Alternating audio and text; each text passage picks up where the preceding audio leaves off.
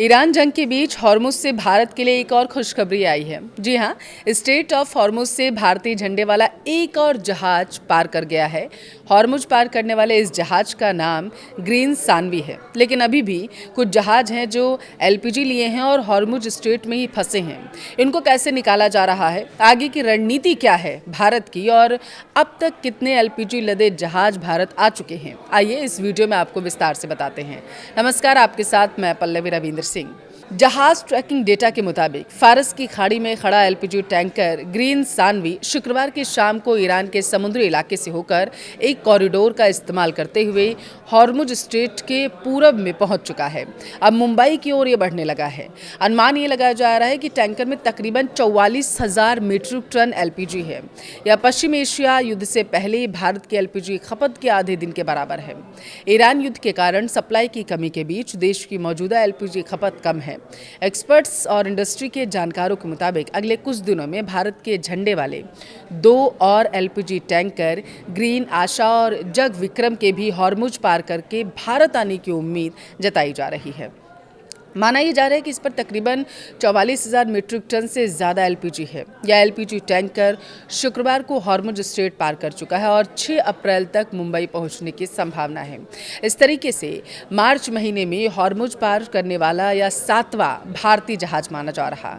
लेकिन अब भी भारत के कई तेल गैस वाले जहाज हॉर्मुज में फंसे हैं और ईरानी क्लियरेंस का ये इंतज़ार कर रहे हैं। देखिए, एक रिपोर्ट में दावा किया गया है कि LPG tanker Green Sanvi Iran युद्ध शुरू होने के बाद से स्ट्रेट ऑफ हॉर्मुज की मुश्किल पानी से गुजरने वाला 7वां भारत के झंडे वाला व्यापारी जहाज है। अब तक आए सभी 7 एलपीजी टैंकर थे। ग्रीन सानवी के ट्रांजिट के साथ अब फारस की खाड़ी में भारत के झंडे वाले 17 जहाज हैं जो हॉर्मुज स्ट्रेट के पूरब में हैं। अब यहाँ आपको बता दें कि भारत अभी भी हॉर्मुज स्ट्रेट से भारतीय जहाज़ों के लिए सुरक्षित पास के लिए ईरान के साथ डिप्लोमेटिक लेवल पर बातचीत कर रहा है। ईरान ने हॉर्मुज को बंद रखा है और अब टोल वसूल रहा है, मगर भारत से अच्छे संबंध की वजह से उसने भारतीय जहाज़ों को फिलहाल के लिए छूट दे रखी है। पिछले हफ्ते अगर आपको याद हो तो ईरान ने कहा था कि अमेरिका, इजराइल और उनके सहयोगी देशों के अलावा मित्र देशों के जहाज ईरानी अधिकारियों के साथ कोऑर्डिनेशन में हॉर्मुज को पार कर सकते हैं। ईरान के विदेश मंत्री अब्बास अरागची ने कहा था कि हॉर्मुज स्ट्रेट उन देशों के लिए चालू है जो तेहरान के साथ जुड़े हुए हैं और जिन्हें दोस्त मान रहा है वो।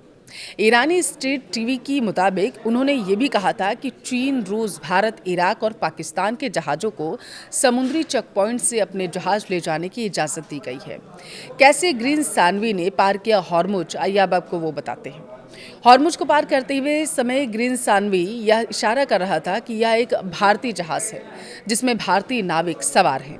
इस तरह की पहचान ब्रॉडकास्ट ईरानी अधिकारियों के साथ तालमेल बिठाकर स्ट्रेट पार करने वाले जहाज़ों के बीच एक तरीके का ये स्टैंडर्ड बन गया है। देखिए, अधिकारी ईरान और ओमान के बीच सक्रिय पानी के रास्ते से जहाज़ों की आवाजाही को रेगुलेट कर रहे हैं। हॉर्मुज का यह रास्ता फारस की खाड़ी को अरब सागर से जोड़ता है और ग्लोबल एनर्जी फ्लो के लिए एक ज़रूरी समुद्री चेक पॉइंट है, इसे माना जाता है। हालांकि भारतीय जहाज़ों को एस्कॉर्ट करने के लिए इंडियन नेवी तैनात है। पिछले हफ्ते आए थे 2 एलपीजी टैंकर और उसके बाद कैसा रहा है आपको बताते हैं। देखिए, पिछले हफ्ते जग वसंत ने कांडला में 47,612 मीट्रिक टन एलपीजी डिलीवरी की, जबकि पाइन गैस ने न्यू मैंगलोर में 45,000 मीट्रिक टन एलपीजी डिलीवरी की थी।